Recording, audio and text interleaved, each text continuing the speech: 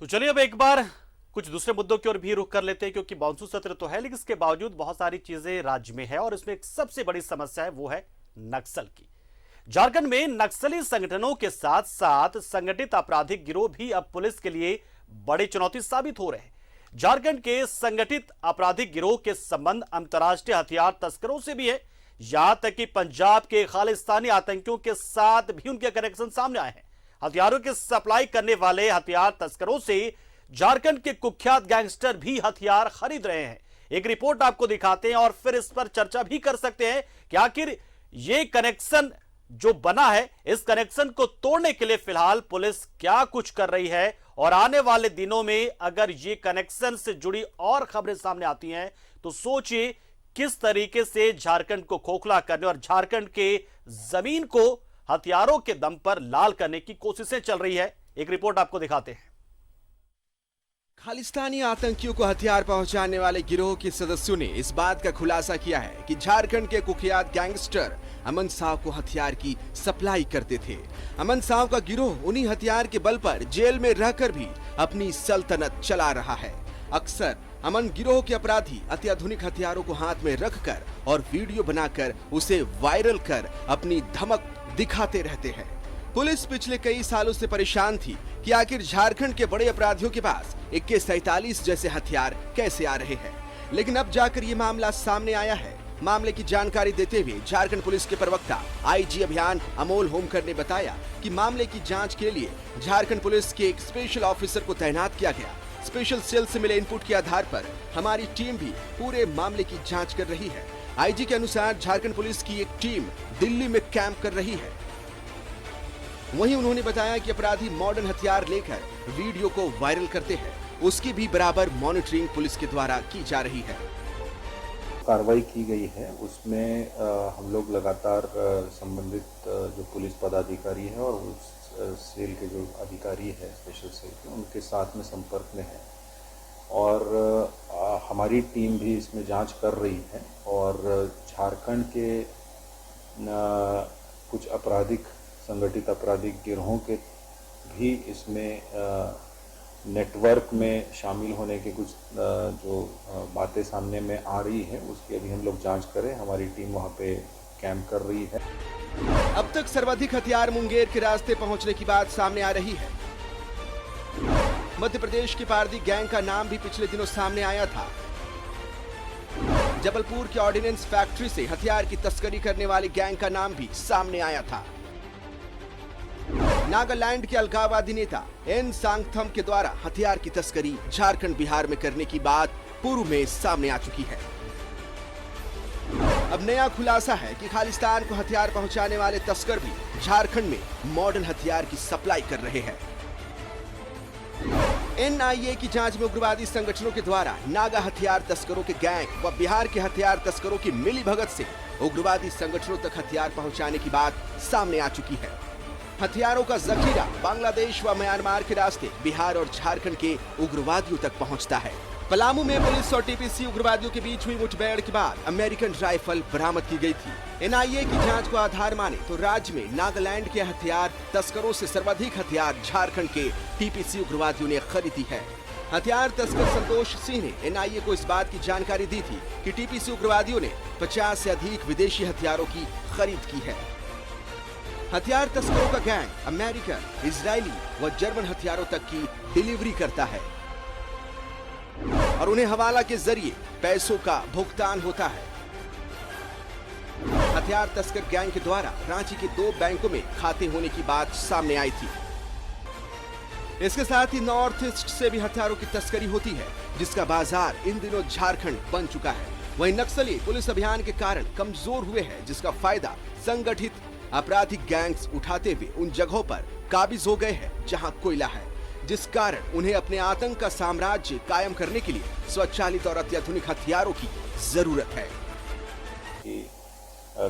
काफी डिटेल में मॉनिटरिंग हो रही है, उसके लिए स्पेशल विशेष हमारी टीम है जो कार्यरत है और बाहर के राज्यों से भी जितने इस तरीके के लिंक्स हमको मिल रहे हैं उसको हम लोग इन्वेस्टिगेट कर रहे हैं और इसमें जो पूरे नेटवर्क में जो शामिल लोग हैं उन पर लगातार नज़र बनाए रखी जा रही है, कार्रवाई भी हो रही है जहाँ तक ये वीडियोस वगैरह है, तो जैसे जैसे पुलिस के सामने में इस तरीके के आते हैं तो उसको हम लोग इन डिटेल इन्वेस्टिगेट करते हैं। बहरहाल हथियारों के इस खेल में रोज नए खुलासे हो रहे हैं और कई हथियारों के तस्करों के नाम भी सामने आ रहे हैं, जो ये इशारा कर रहा है कि झारखंड में अपराधी और नक्सली खुद को विदेशी हथियार से लैस करने में कोई कोर कसर नहीं छोड़ रहे हैं, जो ये बताता है कि आने वाले दिनों में पुलिस के लिए चुनौतियां काफी बढ़ने वाली है। यही वजह है कि झारखंड पुलिस की स्पेशल टीम इसे लेकर विशेष तौर से जांच में जुटी है। न्यूज़ 11 भारत के लिए कैमरा पर्सन कौशल के साथ मोहम्मद इमरान की रिपोर्ट। तो सोचिए कितना बड़ा ये गठबंधन है कि इसमें खालिस्तान से या फिर कहें कि उत्तर पूर्व राज्यों से झारखंड तक हथियार पहुंच जाते हैं। किस तरीके से पहुंचते हैं ये बड़ी बात है, और आखिर सुराग क्यों नहीं मिलता है? जो खुफिया इनपुट्स होते हैं, जो आईबीज होते हैं, उनको जानकारी क्यों नहीं मिलती है कि हथियार की सप्लाई हो गई है? और ये कोई नई बात नहीं है, पहले भी ऐसे मौके पर लगातार तो होते रहा है कि जब जो उग्रवादी होते हैं, जो नक्सली होते हैं और जो स्थानीय अपराधी होते हैं, उनके बीच गठजोड़ होता है एक तरीके का, और वो अपने अपने स्तर पर उन तमाम चीजों के जरिए एक तरीके से दहशतगर्दी मचा रहे होते हैं और सबका मोटो अलग होता है। उग्रवादी उग्रवाद फैलाते हैं, नक्सलों की अपनी चीजें होती हैं, वो सरकारी चीजों के खिलाफ जाते हैं, और जो अपराधी होते हैं, जो स्थानीय अपराधी होते हैं, वो दहशतगर्दी पैदा करते हैं और लेवी वसूलते हैं। और ये लेवी वसूलने में अब मदद कर रहे हैं नक्सलियों को, उग्रवादियों को भी, क्योंकि पैसे चाहिए सबको। और इसी में खेल होता है हथियारों की तस्करी का, हथियारों की खरीद बिक्री का।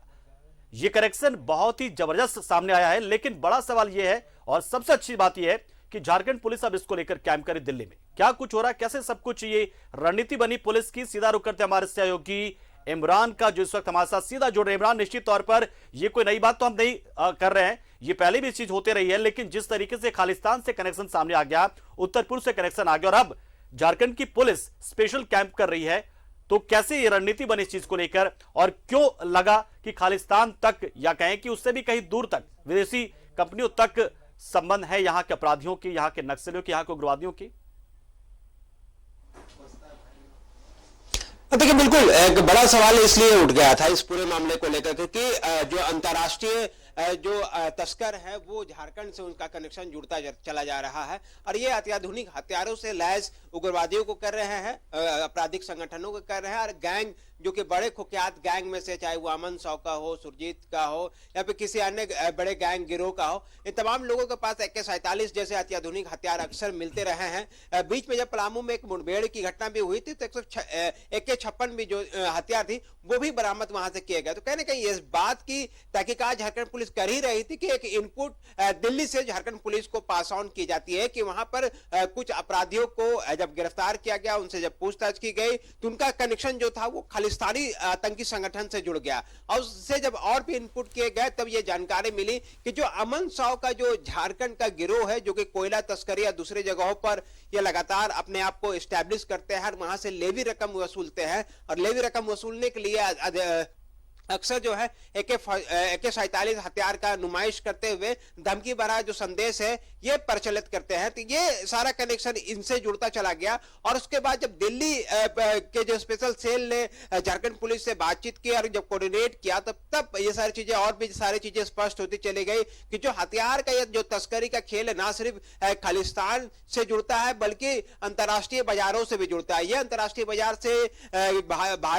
भारत से झारखंड किस तरह से पहुंच रहे थे, म्यांमार, बांग्लादेश और नेपाल की सीमाओं से झारखंड में बड़े हथियारों का जो जखीरा है, जो कि अवैध हथियार सप्लायर है, वो यहां तक पहुंचा रहा है। ये सभी हथियार तस्कर जो है वो आपराधिक संगठनों तक ये सारी चीजें पहुंचाने में कामयाब हो रहे हैं। हालांकि बीच में झारखंड पुलिस ने बड़ी सफलताएं भी मिली है, कई बार हथियारों और गोली बारूद का जो जखीरा है ये सारी चीजें बरामद हुई है। रांची में खुद नामकुम थाना क्षेत्र में भारी मात्रा में पिछले दिनों गोलियां बरामद की गई थी, तो उनकी भी जब जांच की जा रही थी तो उन पर भी ये सारी चीजें इनपुट मिल रही थी कि जो उग्रवादी संगठन के लोग हैं, चाहे वो TPC हो, JJMP हो,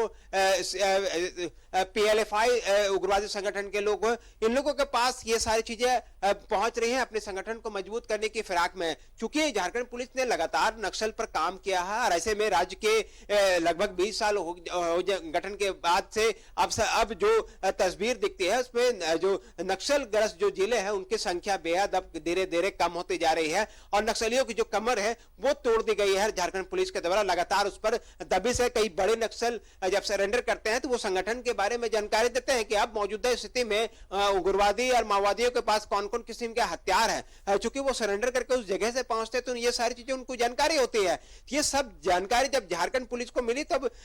दिल्ली